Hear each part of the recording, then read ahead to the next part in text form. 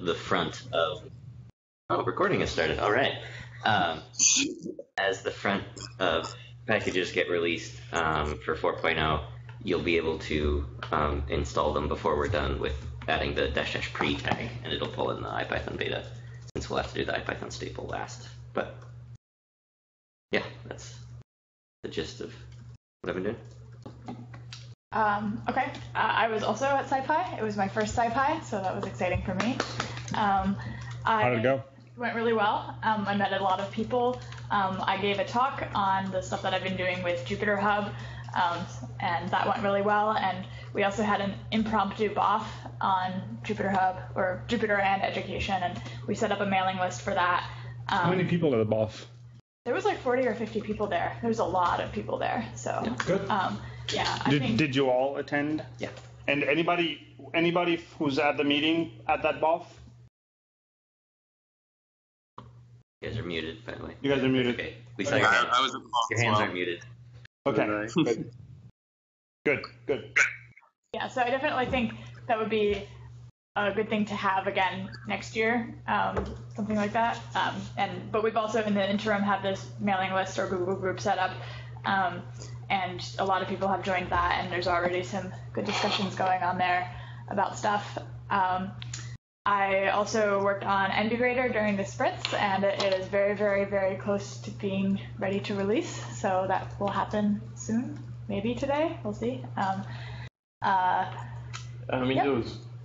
We were working on having it working on Windows. We're working on having NBGrader working on Windows, that part won't be ready for the release, but hopefully we can keep working on that and get that working. Yeah. Simon was working on that. Excellent. Matthias? So tutorials was nice. People were. So the tutorials was the two of you and John, who's not. And John, who's not on the call. Okay. Yeah. So first third JavaScript, second third JavaScript and Python, and last third, which was more like 20 minutes, was Jupyter Hub.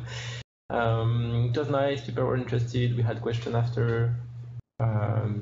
Basically, we would need 8 hours, maybe even 12 hours of tutorials to cover everything. Well, Min taught for 3 days in England, so there was 3 days of teaching. Yeah, I did 10 of 15 hours on that material.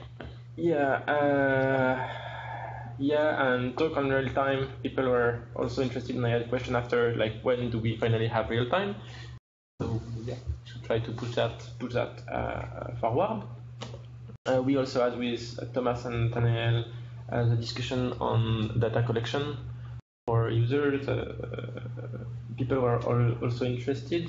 I don't know how many people were in the BOF, probably around 20, 30.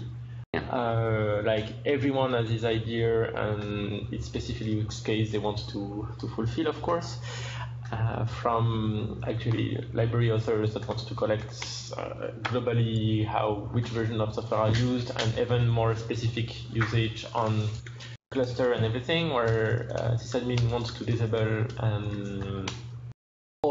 and have data collection only locally.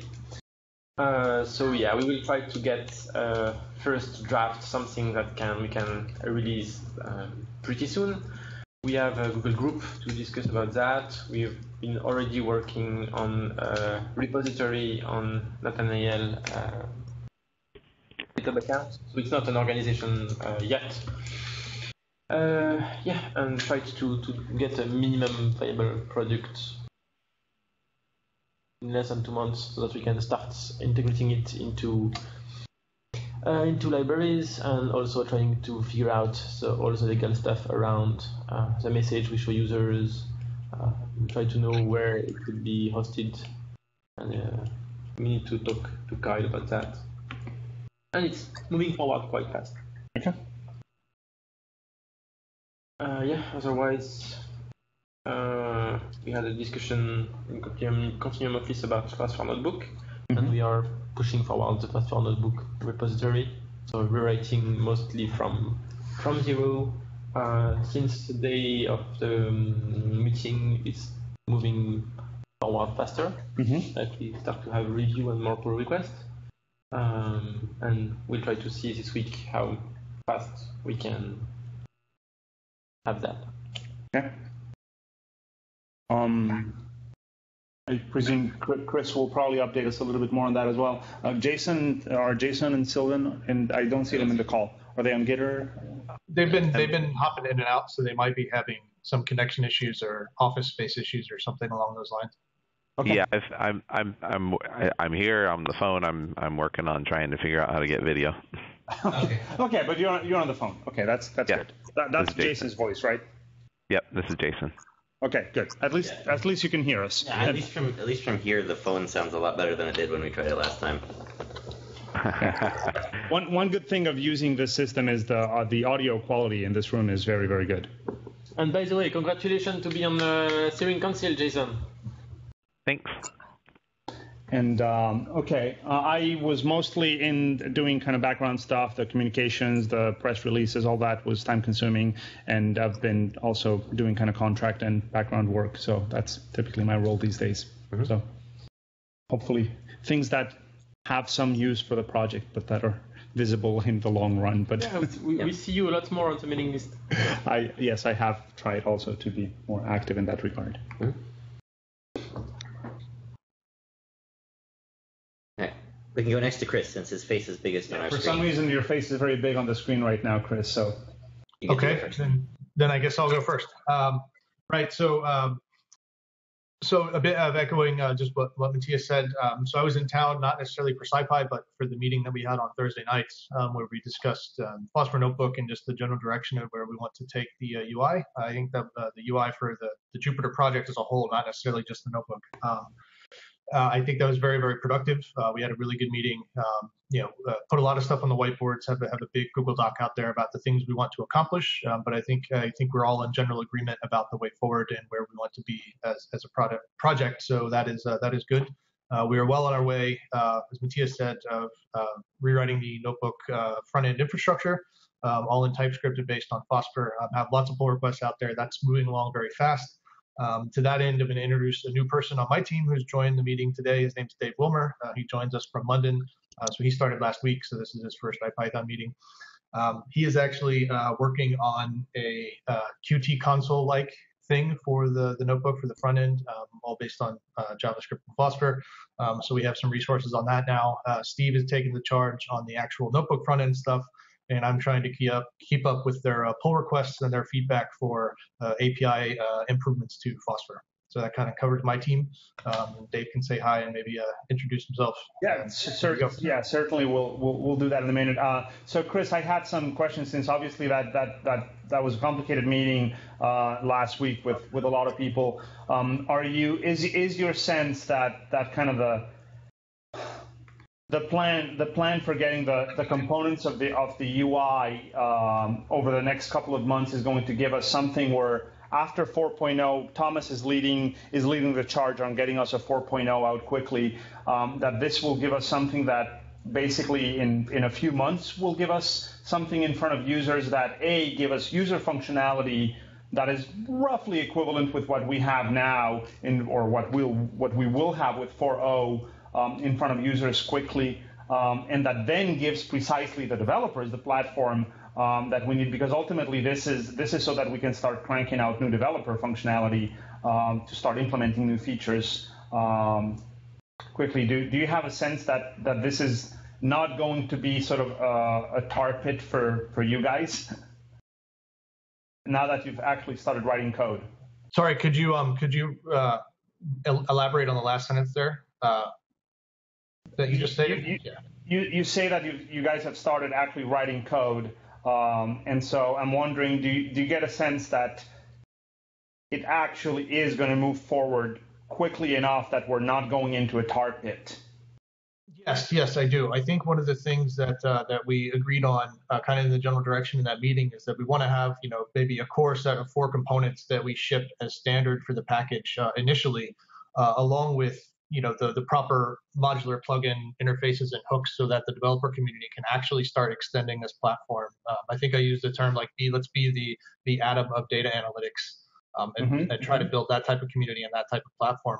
So I think we still need to have a bit more discussion about what that core set of packages, if you will be, and how we handle actually installing and allowing users to contribute their own packages and how we actually manage that community part of things, and whether or not we actually want that to actually be part of the first release, because that will be a bit of work, deciding on how we handle those packages, where they're hosted, how people contribute them, how you install them, those kinds of things.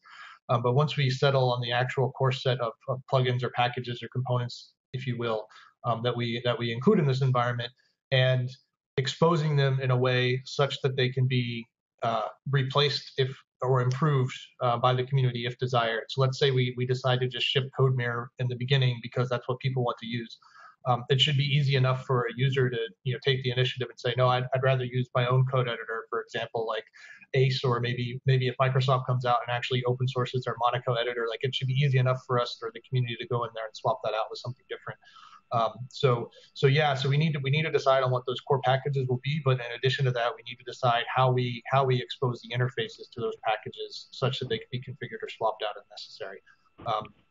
So I don't think we're getting stuck at a tar pit. I do think we need to nail down a bit more about what we want to provide in the beginning, so that we can be a bit more focused on moving towards that direction. Let me jump in here real quick, Fernando.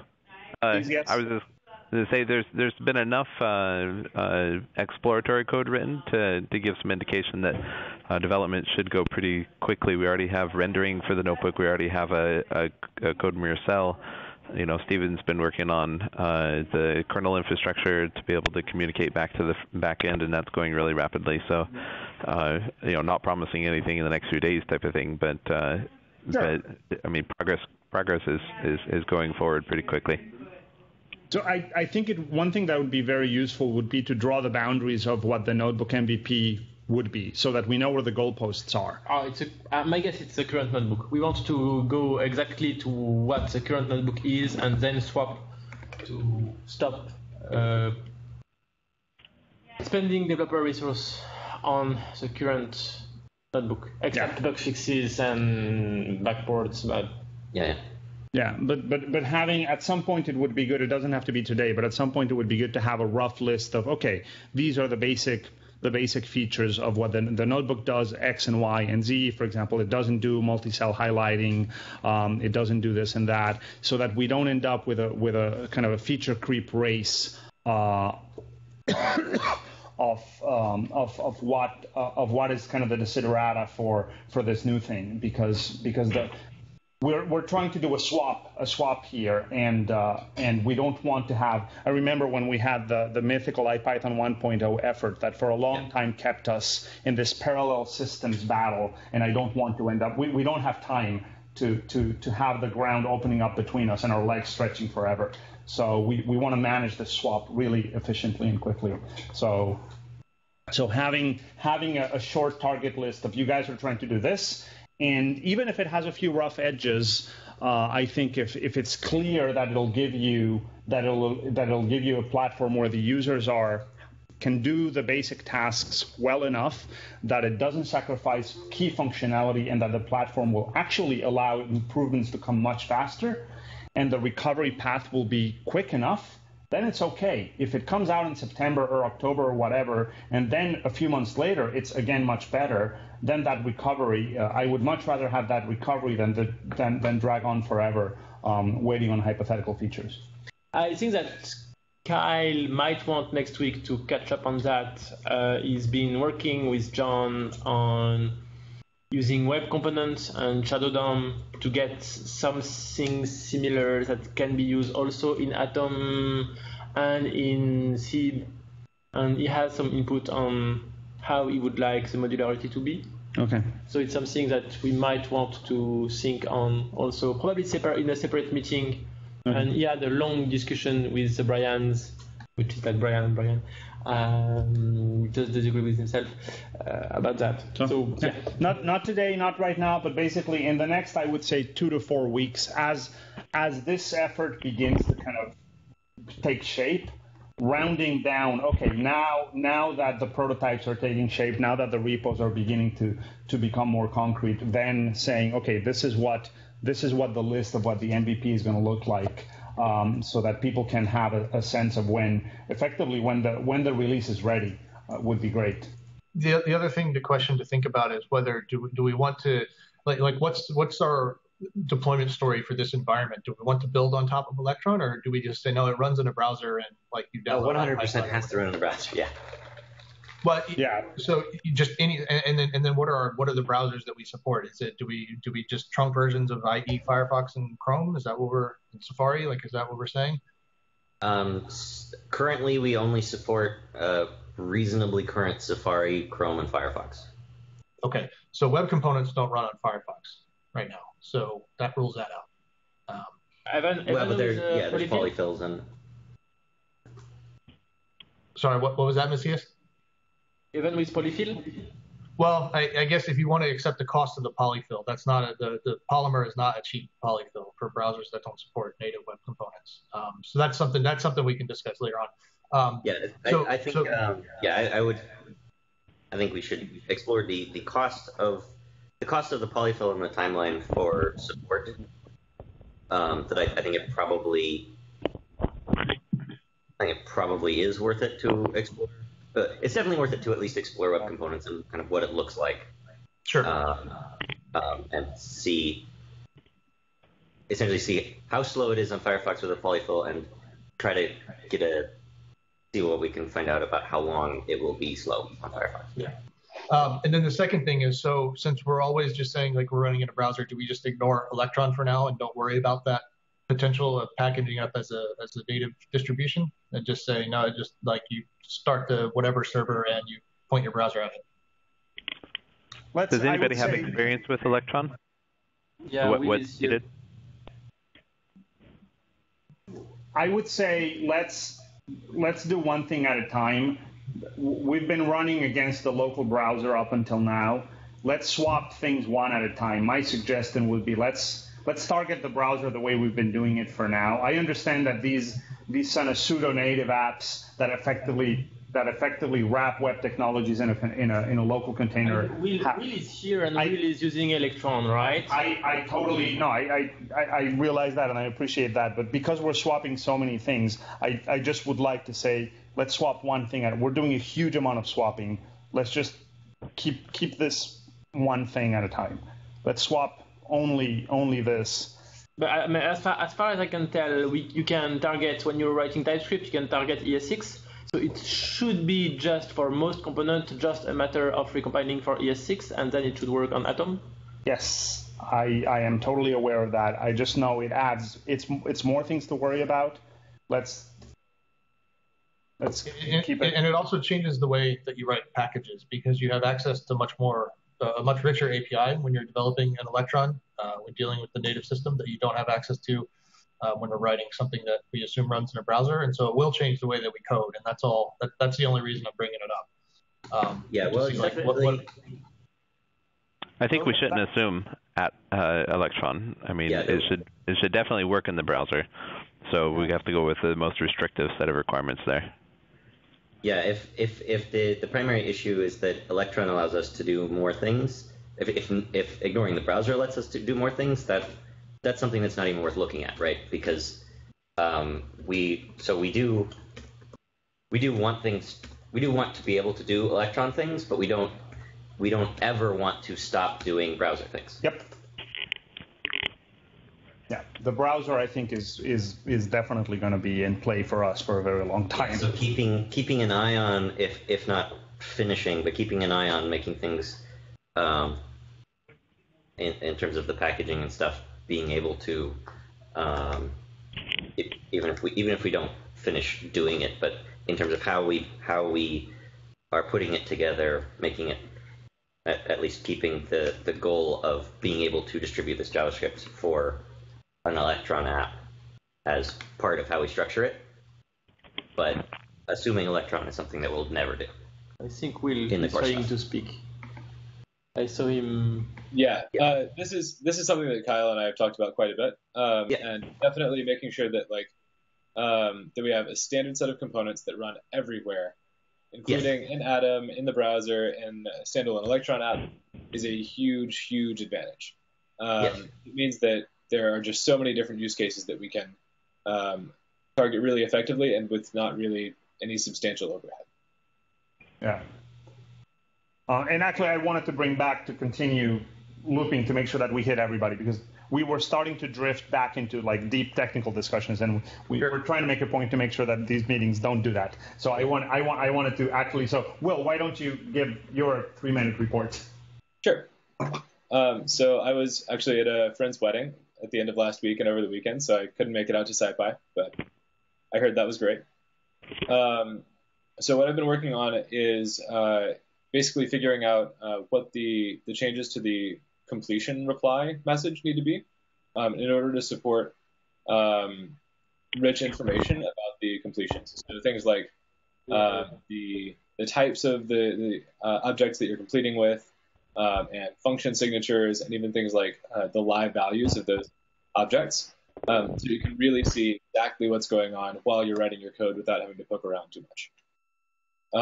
And so I've in the hackpad, I've got a link to an issue that I just created about that with a proposed spec. And then I also knocked together, just for purposes of figuring out what's going to work well and what's not, a rough implementation using iJulia and Hydrogen. And so there are a couple of screenshots linked in the hackpad from that as well.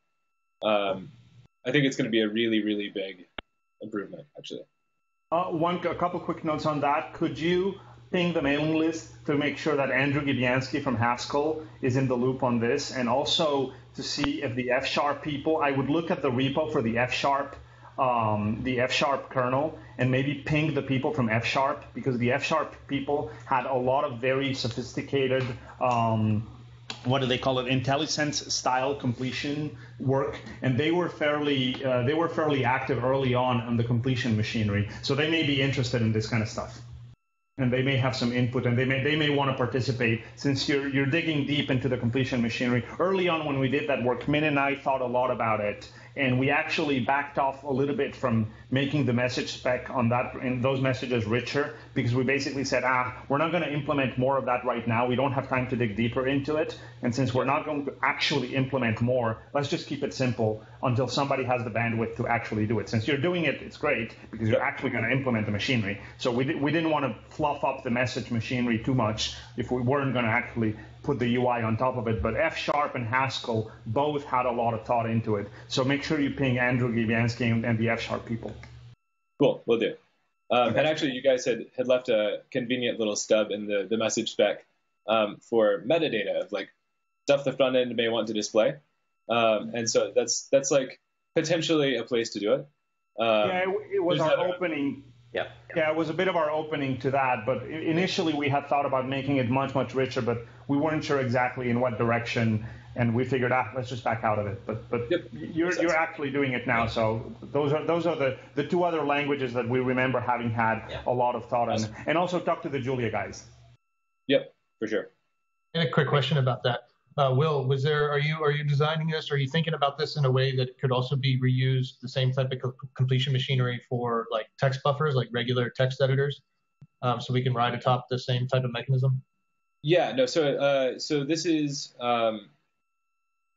almost exactly the same API as the existing like completion message spec is. So it's just you send a short snippet of text to the kernel.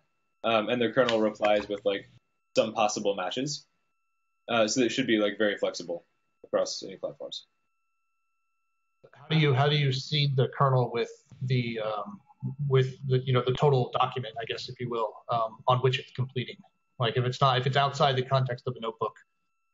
It's all the things that have previously been executed. So basically, like there's the kernel continually running in the background. And then you're just sending messages into it. And so like you've executed a certain like set of code, and then that's what it's completing against, is the actual like running namespace. Okay. Okay. Who's next? We only have 14 minutes. I can go. Yep. I have my notes here. Drop them into the hackpad. Great. Yeah, if people have a few notes in advance, that'll make the hackpad note-taking go way quicker, which would be great. Oh, yeah, okay. I was about to say copying and pasting from Notebook doesn't work, but it does. So I've been, I didn't go to Austin. I was sad about that. Some of my colleagues were there and saw a lot of the cool stuff going on. I did wear my Kirby Land breakfast shirt from Austin, so you'll see that in the rotation. Been doing some more work on Pseudo Raw Sense IPyMD.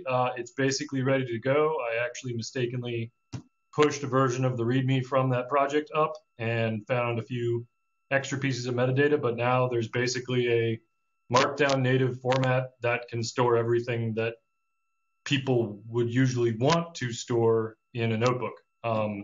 And so it's editable on a text editor, and it's editable on GitHub, and gets rendered and all those things. So hooray! It's not merged yet, and there's still some rough edges, and it doesn't have any of the shortcuts in there yet that we want to make it really impactful, but really happy how that's going. I hacked something up last night, actually, that I'm actually pretty excited about. It's called Inkscape Layers, and you use a normal Markdown image tag to point at an SVG, and it can bring in that SVG and hide and show layers as you want them. So basically, it's like an awesome mockup machine because you can store all your mockups together. You don't have to link assets together. You throw it into a slideshow, and there you're presenting, and you're not fiddling around with layers in Inkscape. So that's pretty exciting to me. Did a little bit of work on Damien's Rise extension, and we figured out that, it's making my link bigger. We figured out that it didn't actually even need Python necessarily. You can run everything off of a bookmarklet, just installing arbitrary JavaScript. And so now you can use Rise on TempNV. So if you want to just sit down and start hacking up on a little slideshow, you can do that. So that's pretty fun. You have to host them to make them linkable and draggable. You have to host them on a HTTPS page for TempNV. So we're still working on getting GitHub pages up for that stuff. But we've done a little bit of the screencast stuff to no one actually probably watches the whole video from his PyCon last year. So just trying to make that more interesting and more compelling to people. We think that's a really powerful way to get buy-in to organizations using notebooks if you can do presentations. Okay. On my side projects, based on this new format, I've taken a renewed interest in Lightning Talks and have been working on a gist and NB viewer powered Lightning Talk thing. So in your gist, you publish, this is when it starts, this is the format, this is the kind of forks that'll be accepted, people fork it, everyone shows up at the right time, it plays you a Lightning Talk. Doesn't handle any of the voice or video or whatever, but having the actual slides without screen share jitter and all that, I think is actually going to be really cool. So that's not ready to go just yet, but working on it. And then based on the Beaker presentation from PyCon or SciPy that I did watch, that's pretty cool stuff. I don't know if we see them as any sort of adversarial light, but it's some pretty cool stuff that they're doing there, and I really like how they are tying multiple languages together. So there's probably a deeper story there, but what it made me think about was tying widgets into a live coding environment, like Tributary or IO, or not CodePen, because I've never liked theirs that much. So basically have a widget that has CSS, JavaScript, and HTML source as some traits on it, but that you can install other traits into it, and you change a little bit of JavaScript, it updates, you change some widgets, it updates. And so that would solve a lot of issues for me when I'm trying to do like live visualization stuff and taking things into D3 and, you know, making different kinds of charts out of them.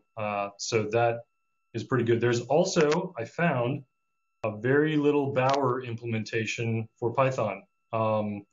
And so I might wrap that up in there too, so that you've just got a little drop down, just like those live coding sites where you say, these are the different libraries I want to be using, to really create a full, you know, environment that you can store that helps you build visualizations really fast on top of widgets. And that's a lot of that's impacted by some of the other stuff I've been working on. So the day job, we just had our big demo. I made a bunch of other demos, but we got pretty good billing of showing spectrum analyzer, some kind of frequency generator, and some other darn thing, all spewing stuff out to the network in real time, or fast enough to be close to real time, pulling those in and putting them on the widget bus through some terrible hacks of ZMQ and handing around session IDs and keys and all those terrible things. But the result was pretty amazing. You press one button and 5 instruments, all light up as you're controlling them and changing how long you dwell in different frequencies and things like that. And I think that was probably one of the best demos I've given of notebook technology and how that would actually impact scientists and engineers' daily stuff. So I was really, really pretty happy about that. Also related to day job stuff, one of the projects I've been working on for a while of text annotation and research and modeling and classification and diagramming. Looks like we're going to be able to open source that. Hooray. And I found someone else that wants to help pay for working on it. So hooray. So that should be coming pretty soon. It'll be a Python package because it does have a fair amount of back-end tomfoolery that it does. But right now, planning on just storing stuff into the notebook. Roadblocks, nothing significant, although it was surprising when I tried to pip install IPython today and I got 4.0 beta. That's because that means you have the pre-tag on. I did not. It was a brand new Conda environment that I had just created. And I just ran it like 2 seconds ago and it doesn't get 4.0 beta. So you had the pre-tag on probably in a config file or something. Does Conda do that? Well, it was mini Conda on a box that's not my normal box. I installed it, mini Conda, and I'm gonna time you guys out on because we're running really tight on time, and I want to make sure that we get to introduce Dave and we give the Cal Poly team and Steve at least a couple minutes because we're running tight on time. Sorry. Dave, you're new to the team, so I want to give you. Sorry, Nick, for cutting you off, but we're running a little late. Sorry about that. Awesome work. You're new to the team, Dave. Hello. Can you hear me? Can you see me? Yes, we can do both. Welcome. Your full name? I'm sorry. I'm David Wilmer. Just joined Chris. I worked with Chris a few years ago, and just started on the Qt console-esque widget, currently based on Canvas, but obviously we'll move off onto the proper stuff very soon. Great. Yes, I think having a linear console-like widget that can be used within the browser would be fantastic, and something that would allow us to kind of shed and donate to the community, as we like to call it, our Qt dependencies would be absolutely fantastic, because that's a huge amount of code that we really can't afford to continue maintaining. So welcome to the team. Thank you very much. A few minutes for Cal Poly and Steve so that we can catch up with you folks before we get kicked out of the room. Sure. So I was at SciPy. It was a lot of fun. It was great meeting all of you who were there. During the sprints, I worked on the NB grader with Jess. Got some good work done there. I've got a couple more things there that I'm going to follow up on. Overall, it was just a great experience. And then I wasn't at SciPy, unfortunately, but I'm not very technical, so it would have went straight over my head. I didn't make it either, so some of us missed all the information. But during the week, I didn't work very much last week because most of the team was gone, but I only worked pretty much one workday worth. I'm still working on the HTML for the IPython site.